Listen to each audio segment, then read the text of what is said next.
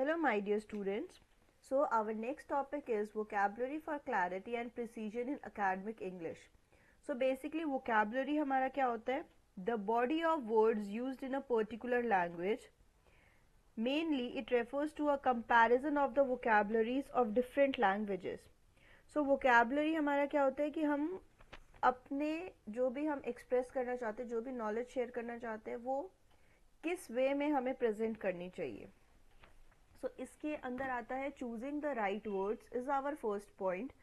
उसके अंदर हमारे पास 3 सब पॉइंट्स है. दैट इज प्रिसीजन, मतलब हमें स्पेसिफिक वर्ड्स यूज करने चाहिए जो हमें एग्जैक्ट मीनिंग दे. Clarity, avoid jargon and over complex languages. Jargon refers to हमें कॉम्प्लेक्स यूज करनी, लैंग्वेज नहीं यूज करनी चाहिए, सिंपल लैंग्वेज यूज करनी चाहिए. And third is conciseness. Concise हमें रेफर्स टू हमें कम वर्ड्स में अपना मीनिंग अच्छे से कन्वे करना चाहिए. उसके लिए हम क्या कर सकते हैं? Avoid wordiness and redundancy. Repeated words use करना हमें अवॉइड करना चाहिए. नेक्स्ट है use strong verbs and active voices. So हमें verbs and active voice use करना चाहिए. सो सेकेंड पॉइंट है हमारा common mistakes to avoid while writing our thesis. कौन कौन सी मिस्टेक्स हमें अवॉइड करनी चाहिए? First is over use of jargon. Second is wordiness, कि हमें हमारी लैंग्वेज कंसाइज रखनी चाहिए. Third is क्लिचेस. क्लिचेस होता है ओवर यूज ऑफ एक्सप्रेशंस, मतलब एक ही वर्ड को बार बार हमें यूज नहीं करना चाहिए. प्लस एक ही लाइन को हमें क्रिस्प रखना चाहिए. Next is informal language. हमें हमेशा फॉर्मल लैंग्वेज यूज करनी चाहिए and avoid slang. Next is incorrect word choice. Choose the correct word for the context. And next is lack of variety. हमें variety of sentence structures and vocabulary के through हमारी writing लिखनी चाहिए so that the interest is developed. Next है हमारा tips for improving vocabulary. उसके अंदर हमारा आता है read widely. जितने ज़्यादा हम रीडिंग करेंगे उतने ज़्यादा हमारी vocabulary increase होएगी. use a thesaurus. Thesaurus. Thesaurus refers to synonym dictionary. Next point is keep a vocabulary journal. हमारे पास होनी चाहिए. Write down new words you learn and their definitions in that. And fourth point is practice using new words in your writing. हमें हमेशा try करना चाहिए कि हम new words सीखें और अपनी राइटिंग में भी उनको यूज करें. And next point is be concise. The study determined the impact of new teaching method on students' performance is very much appreciated. So हमें हमारी हमेशा writing concise रखनी चाहिए so that हम हमारा मैसेज अच्छे से कन्वे कर सकें. इसके एग्जाम्पल है कि हमें वर्डी होना चाहिए. For example, the research study was conducted in order to determine the impact of the new teaching method on students' performance.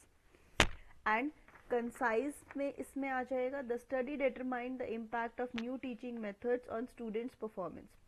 So इसमें हमने precise and clear language use करके हमारी बात रखी है. Our next topic is academic conventions. क्या होती है? And writing with clarity and precision with academic conventions. So academic writing adheres to specific conventions to ensure clarity, precision and credibility.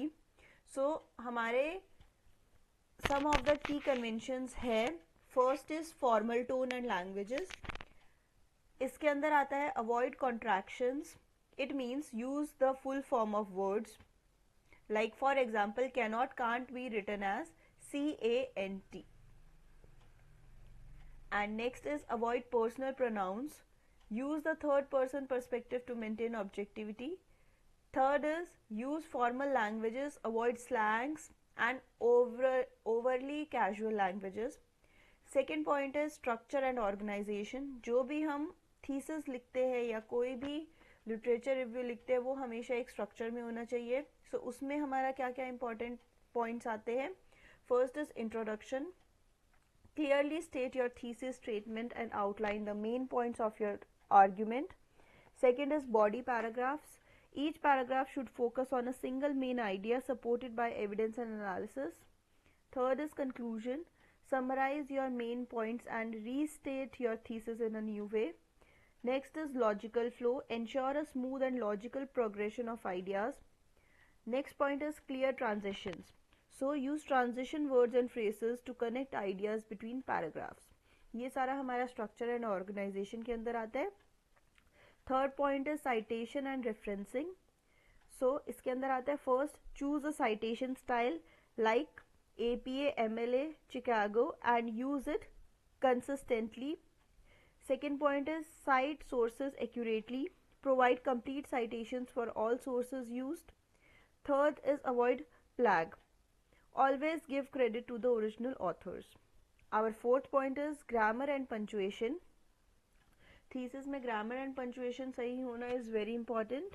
उसके अंदर हमारा आता है grammar ठीक होनी चाहिए, punctuation ठीक होनी चाहिए and sentence structure ठीक होना चाहिए. Fifth point is evidence and analysis. So जो भी हम thesis या कोई भी academic writing हम करते हैं उसमें हमारी evidences and analysis अच्छे से होनी चाहिए. इसका फर्स्ट पॉइंट है support claims with evidence. Second, analyse evidence critically. And third is draw logical conclusions. उसके बेसिस पे हमें कंक्लूजन्स भी निकालनी होती है. And our last point for academic convention is objectivity and impartiality. So हमें कभी भी बायस नहीं होना चाहिए, avoid bias. Present information objectively and fair. And second point is acknowledge alternative viewpoints.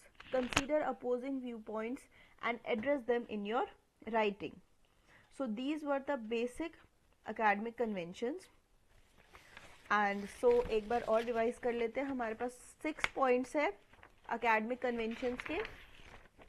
First is formal tone, जिसके अंदर आता है avoid contractions, avoid personal pronouns, use formal languages. Second is structure and organisation, जिसके अंदर आता है introduction, body paragraphs, conclusion, logical flow and clear transitions. Third is citation and referencing. इसके अंदर आता है choose a citation style, cite sources accurately, avoid plag. Fourth is grammar and punctuation. Grammar अच्छी होनी चाहिए, पंचुएशन अच्छी होनी चाहिए, सेंटेंस स्ट्रक्चर अच्छा होना चाहिए. Fifth is evidence and analysis.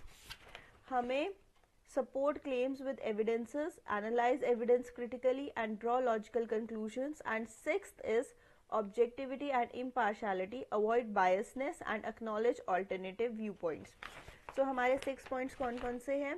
Formal tone होनी चाहिए, then structure and organization, then citation and referencing, then grammar and punctuation. Fifth is evidence and analysis, and sixth is objectivity and impartiality. Our next topic is reading techniques for effective research. इसके अंदर आता है skimming, scanning, intensive reading, extensive reading and SQR3. So let us see all of them one by one. So first is skimming. Skimming refers to quickly get over an overview of text. मतलब जल्दी जल्दी read करने को हमने बोला है skimming, SKIMMING. Okay, next is scanning. To find specific information within a text, that is called scanning. When you need to find a particular fact, figure or citation, then we use scanning method. Third is intensive reading. It means to understand and analyze a text in detail. किसी भी चीज़ को detail में पढ़ने को हमने intensive reading बोला है. When you need to fully comprehend a complex text such as a research paper. कोई भी डिटेल्ड चीज़ को अगर हम बहुत अच्छे से इंटेंसली एनालाइज करें उसको इंटेंसिव रीडिंग बोला है. Extensive reading means to read for pleasure and general knowledge. When you want to improve your language skills and general knowledge, that is called extensive reading. And third is SQR3 reading technique. It means survey, question, read, recite and review. Survey refers to quickly skim the text to get an overview. Second is question, formulate questions based on the headings and subheadings. Third is read, read the full text carefully, answering the questions you formulated. Fourth is recite, summarize the main points in your own words. And fifth is review, Review the text and your notes to reinforce your understanding.